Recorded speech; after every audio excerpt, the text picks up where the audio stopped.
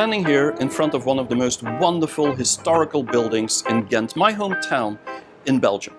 And this building is owned by Upgrade Estate. And I hadn't heard about the company before, but I met them in China actually, on the Great Wall of China. It's very symbolic. And Koenraad Belzac and Nele van Damme are two partners, co-founders of Upgrade Estate. And the first story they were telling to me in Beijing was really about chickens. And I was wondering, why are they talking to me about chickens? Are they importing chickens in China, or what's their business about? But I got it completely wrong. The story was really about a mascot, a symbol for the company, which is a chicken. Reality is this company is in real estate, but it's mainly a community that they've been building. And so I was on a Nextworks innovation tour with them, together with 36 other executives from all over Europe.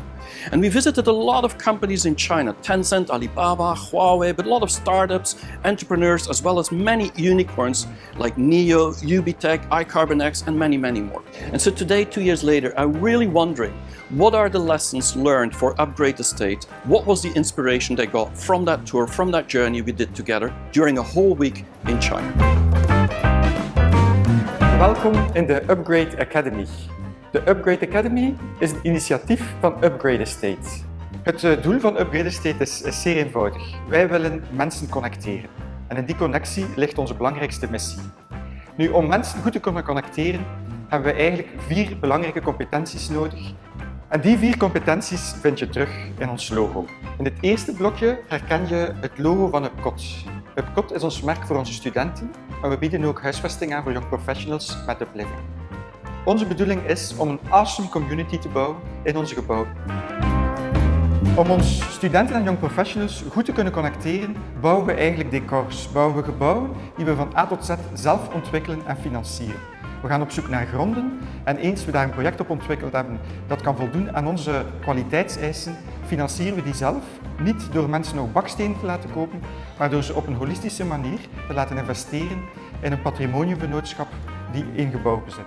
In het derde blokje vind je onze bouwafdeling terug. En uiteraard, aangezien dat wij mooie decors willen bouwen, nemen we ook de volledige verantwoordelijkheid van het bouwproces over. Op die manier zijn we niet alleen eigenaar, maar ook hoofdaannemer, wat wel een zeer belangrijk aspect is. Wij zorgen ervoor dat we duurzame energie opwekken en die duurzame energie bieden we aan onze studenten en young professionals. En om die beter visueel te maken hebben we ook een eigen duurzaamheidsmascotte, de Kotkin. Als we kijken naar China en we kijken naar communities, dan kan ik eigenlijk al zeggen, wij waren eigenlijk wel al heel goed bezig. Maar we hebben wel een aantal bevestigingen gekregen en we zijn ook een aantal dingen sneller beginnen doen. De eerste transformatie die we gedaan hebben is afstappen van wat wij hier vooral nog doen, het ecosysteem.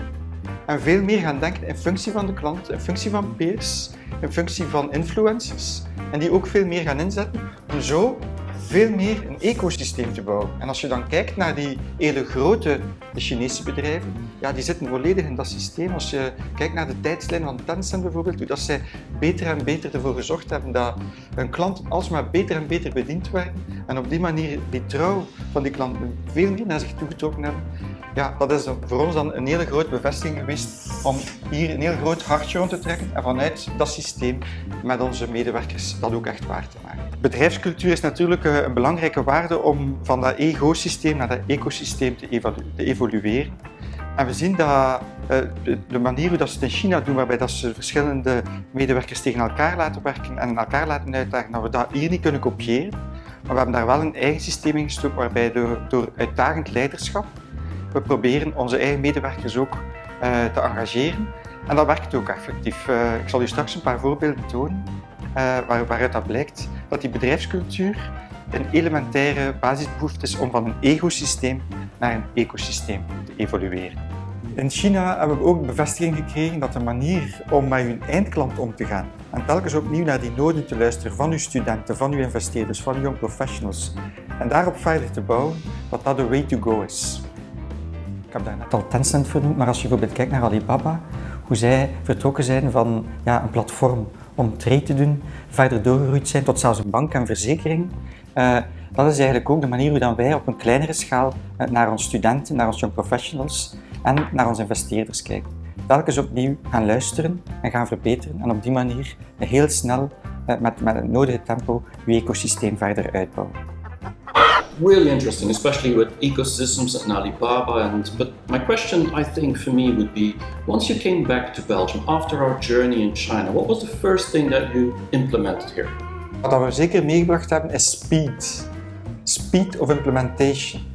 Dus wat wij gedaan hebben is eigenlijk het volledige idee dat we al heel lang hadden, veel sneller beginnen invoeren. En een van de ideeën die we direct uitgevoerd hebben is het digitaliseren van ons investeringsproces voor onze investeerders. En op die manier maken we het voor hen ook veel makkelijker. Dus zeer concreet, binnen de 2 weken was er geen enkel papier contact meer bij onze investeerders, maar werd alles digitaal gedaan.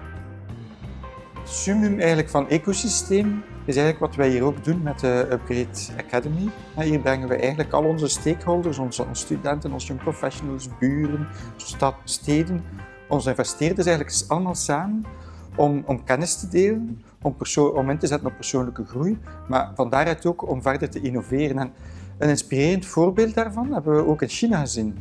We waren te gast bij David Lee van Shenzhen Open Innovation Lab en daar hebben we ook gezien dat de manier hoe wij ons denkproces verder lieten rijpen, daar enorm konden laten versnellen door de inspiratie die we daarop gedaan hebben. Goed, Pascal, we staan hier in de Energy Hub van Limoen Groen, ons groene blokje in het logo. En hier hebben we een warmtepomp staan, we hebben hier een warmtekrachtkoppeling, we hebben hier heel veel duurzame energie, maar misschien gaat u afvragen, ja, wat weet ik daar nu eigenlijk van? En eigenlijk, als we in Shenzhen aan het lopen waren en in de flagship store kwamen van Starbucks, hebben we eigenlijk een prachtig idee opgedaan. Want het connecteren van uw eindgebruiker en die awareness, het bewustzijn van die duurzame energie, hoe kun je dat nu uitleggen als je ziet wat hier allemaal aan machinerie staat? Op dit eigenste moment zijn we voor de Energy Hub van onze toren een module aan het maken waarbij we met augmented reality eigenlijk uitleg gaan geven aan onze studenten wat die machines die hier allemaal staan eigenlijk precies allemaal doen. We staan hier nu in de gemeenschappelijke studieruimte waar binnenkort onze studenten samen zullen studeren, samen zullen creëren. En net dat samen is ook een van onze basiswaarden, maar is ook eigenlijk een beetje de reden waarom dat wij Broekot zo snel hebben kunnen bouwen. We zijn erin geslaagd om dit gebouw volledig digitaal uit te tekenen met onze medewerkers. En daardoor konden we daar op een VR-wijze doorwandelen. En daardoor hebben we onze aannemers ook een beeld gekregen van wat ze precies moesten bouwen. En zijn ze daar ook beginnen over nadenken. En daar hebben ze natuurlijk ook het verschil gemaakt om samen sneller dat doel op een goede, kwalitatieve manier te realiseren. Maar we zijn nog een stapje verder gegaan, ook met onze studenten hebben we aan co-creatie gedaan, want op het gelijkvloer zal er binnen enkele weken de game room van de toekomst verschijnen. En aan wie anders konden we vragen hoe dat die game room eruit zag dan aan onze eigen studenten. Dus die co-creatie en telkens opnieuw met die eindklant gaan spreken, heeft er eigenlijk voor gezorgd dat dit proces heel snel kunnen groeien is. En we zijn dan ook ongelooflijk blij dat we door al die ingrediënten samen te voegen, daar een snuifje China over te doen, dat we tot dit prachtige resultaat gekomen zijn. So, Koenraad really convinced me. I got myself a room here in one of the big towers in Ghent. It's amazing to see how the Chinese inspiration from 2 years ago, when we were on that journey in Shanghai, Shenzhen and so on, really got some ideas and insights to be part of this construction. It's the pragmatism, the ecosystems, the speed of China. You can just see it really being implemented here. And so I hope this story, the story of Koenraad, his ideas and insights will give lots of people some inspiration on how to go to China and maybe learn from these innovators how to do things faster, more pragmatically, and building these communities that are so important.